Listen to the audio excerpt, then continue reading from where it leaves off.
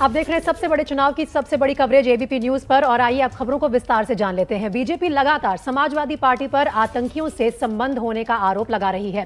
तीसरे चरण की वोटिंग के दिन एसपी सुप्रीमो अखिलेश यादव ने केंद्रीय सूचना प्रसारण मंत्री अनुराग ठाकुर पर वार किया, तो अनुराग ठाकुर की तरफ से भी पलटवार हुआ।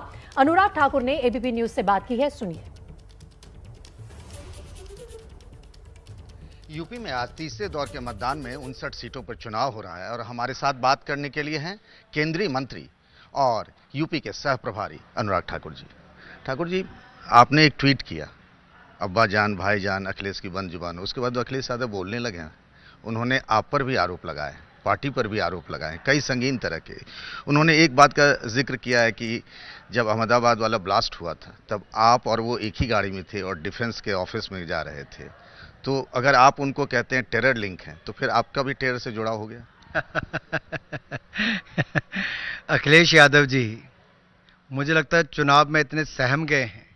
पहले नेताजी को बुलाने का मौका मिला, अगर पिता को याद 5 वर्ष रखा होता तो शायद ये नौबत ना आती। और जब अब अहमदाबाद बम धमाकों के मास्टरमाइंड और कई लोगों की जान लेने वाले परिवार के साथ उनके परिवार की सीधी बात आती है, उनके पार्टी की बात जुड़ती है, तो अखिलेश यादव जी की जुबान नहीं खुलती। मैंने कल चित्र दिखाकर कहा था कि मिस्टर समाजवादी पार्टी नेता अखिलेश यादव जी के साथ बिरयानी खाने क्या सीएम रेजिडेंस पर आए थे, मुख्यमंत्री जी के घर पर। अखिलेश यादव जी आज तक उसका जवाब नहीं दे पाए। और मैंने इसलिए फिर कहा है कि आतंकी अब्बाजान, समाजवादी भाईजान, इसलिए बंद है जुबान। अखिलेश जी की जुबान इसीलिए बंद है, अभी तक नहीं कह पा रहे कि आखिरकार उस परिवार के साथ क्या संबंध है। दूसरा, जब जब आतंकवादी पकड़े गए, अबू आजम हो, आजम खान हो, इनके पार्टी के और बड़े नेता हो, सब उनके परिवारों के साथ मिलने गए, लेकिन शहीदों के परिवारों से मिलने कभी नहीं गए। दूसरी बात, अखिलेश जी से मैं कहना चाहता हूं, 2012 के अपने मैनिफेस्टो में अखिलेश जी ने कहा था कि जिन पुलिस वालों ने मुस्लिम युवाओं के ऊपर आतंक के मुकदमे बनाए हैं उनके खिलाफ कार्रवाई करेंगे और मुस्लिम युवाओं के आतंकवाद के चार्जेस को ड्रॉप करेंगे। लिखा था मुस्लिम युवाओं के, और उस पर किया क्या? 2013 में जैसे सरकार बनी, उन्होंने चार्जेस ड्रॉप करने के लिए बड़े आगे। ये तो न्यायालय ने उसका संज्ञान लिया और कहा आज तुम मुकदमे ड्रॉप करोगे तो कल क्या पद्म भूषण दोगे? ऐसी सोच वाले लोग क्या उत्तर प्रदेश और देश के लिए सही हैं? आप जिस सैफ की बात कर रहे हैं और उसके जो फादर हैं शादाब, उनके साथ आपने अखिलेश यादव की फोटो शेयर की थी और दिखाई थी आपने। वो कह रहे हैं कि भाई इस हिसाब से आप मुझे आतंकवादी मानते हैं, तो आप वो दोनों तो एक ही गाड़ी में बैठ के गए थे जब ब्लास्ट हुआ था, तो वो अगर आतंकवादी हैं तो फिर आप भी हो जाएंगे उस लिहाज से। देखिए, मुझे लगता है अखिलेश यादव जी फिर बचना चाहते हैं जवाब देने से। मैं बड़ा स्पष्ट कर दूं, आपको क्यों ऐसा लगता है कि बचना चाहते हैं? यादव जी को मैं याद करवाऊं, मैं टेरिटोरियल आर्मी में आज भी सेवा देता हूं। लेफ्टिनेंट बना, कमीशन हुआ, लेफ्टिनेंट बना, कैप्टन बना। अखिलेश यादव क्या बने जी? तो मिलिट्री स्कूल में पढ़े थे। मिलिट्री स्कूल पढ़े, लेकिन आकर जिन लोगों ने, एटीएस वालों ने, पुलिस वालों ने आतंकवादियों के खिलाफ कार्रवाई की, इन्होंने आतंकवादियों को बचाने के लिए आए। आतंकवादियों का साथ, सपा का हाथ, और यही कारण है आज उनकी जुबान बंद हो गई है। नाहिद हसन की बात आती है, यूनुस खान की बात आती है, आजम खान की बात आती है, अतीक अहमद की बात आती है, मुख्तार अंसारी की बात आती है, सारे के सारे अखिलेश यादव के यार कहलाए जाते हैं।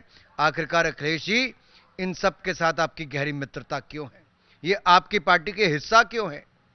आपकी पार्टी और आपके गठबंधन दल इनको अपने साथ चुनाव लड़ाने के लिए क्यों राजी हुए? उन्होंने एक और बड़ी बात कही अनुराग जी। उन्होंने कहा कि जो लोग हमें लिंक करते हैं इन सब चीज़ों से, टेरर से, उन्होंने कहा बीजेपी के एक सांसद को मैंने देखा जो बाद में पाकिस्तान के राष्ट्रपति हुए, आर्मी के जनरल थे, पांव छूकर प्रणाम करते हुए। देखिए, मुझे लगता है उनके पास एक भी बात का जवाब नहीं है। ना वो जेल और बेल वाले अपने कैंडिडेट्स के ऊपर आज तक जवाब दे पाए। अखिलेश यादव जी की पहली सूची पर मैंने सवाल खड़ा किया था कि आखिरकार इनकी लिस्ट में जेल वाले, बेल वाले क्यों हैं? उसका जवाब आज तक नहीं आया। लिस्टें आनी बंद हो गई। समाजवादी पार्टी ने पहली कैंडिडेट की लिस्ट के बाद दूसरी नहीं दी, क्योंकि उम्मीदवार कम, जनता की उम्मीदों पर वार करने वाले ज्यादा थे। और ये जो शतक लगाने की बात करते ना पहले 2 राउंड में, पहले 2 राउंड में कह रहे थे पूरा चुनाव हो जाए समाजवादी पार्टी का तब भी शतक नहीं लग पाएगा। पहले 2 राउंड तो छोड़ दीजिए। वो तो कह रहे हैं बीजेपी साफ हो गई है। हमने ना माफिया को माफ किया बल्कि माफिया को साफ किया था। अब समाजवादी पार्टी को साफ करने का काम भी करने वाले। बहुत बहुत धन्यवाद। तो अनुराग जी हैं और जिन्होंने कहा, और अखिलेश यादव ने जो बात कही उसी का जवाब दिया है अनुराग ठाकुर ने। और एक बार फिर से यूपी के चुनावी अखाड़े में पहले अब्बाजान, भाईजान और उसके बाद अब धीरे धीरे बात आतंक यानी टेरर लिंक की होने लगी है। अपने सहयोगी वेद के साथ पंकज झा, एबीपी न्यूज, लखनऊ। करारा पलटवार किया है केंद्रीय मंत्री अनुराग ठाकुर ने, लेकिन क्या था बयान अखिलेश का, वो भी सुनिए। लोकसभा में जब मैं सांसद था, जब पाकिस्तान के जनरल आए थे जिन्हें राष्ट्रपति का बनने का मौका मिला था, मैंने अपनी आंखों से सेंट्रल हॉल में देखा था कि भारतीय जनता पार्टी के नेता जो थे वो लगभग पैर छूने के लिए आगे बढ़ रहे थे। इतने झुके हुए मुझे दिखाई दिए। तो आखिरकार फोटो तस्वीर ही ये पैमाना बन जाएगी। तो ये बताओ भारतीय जनता पार्टी पे न क्या क्या आरोप लगेंगे। और मैं तो मिलिट्री स्कूल से पढ़ा हूं, जो आपके सबसे बड़े अधिकारी हैं, जिस तरह के स्कूल से मैं पढ़ा हूं उसी तरह के स्कूल से वो पढ़े हैं।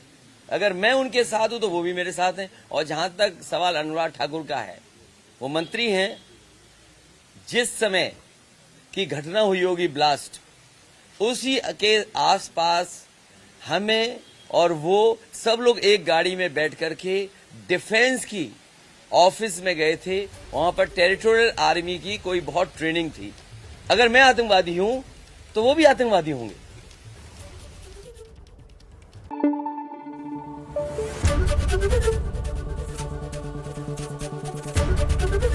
एबीपी न्यूज आपको रखे आगे।